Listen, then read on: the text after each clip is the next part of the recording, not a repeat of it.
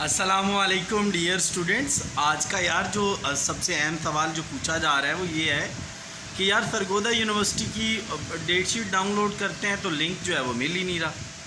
Link यार अजीब सा काम है ना, जब आप गूगल में सर्च करेंगे ना सरगोदा की डेट शीट को तो वो आपको बड़े अजीब तरीके से मिलेगी। वो आपको अजीब लिंक पे ले जाता है।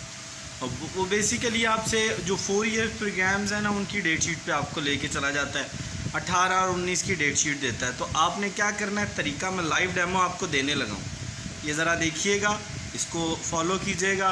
मिनट में आप डाउनलोड कर लेंगे अपनी डेट शीट। आपके एग्ज़ाम्स बीए और बीएससी के एग्ज़ाम्स के लिए आपको गुड लक यार। थोड़ा सा फोकस करके, थोड़ी सी मेहनत करके और अल्लाह से मदद मांग के जाएं, इंशाल्लाह एग्ज़ाम्स बहुत अच्छे होंगे। और इसके अलावा जो है पास पेपर्स यार बहुत बड़ा ख़जाना है आप लोगों के लिए।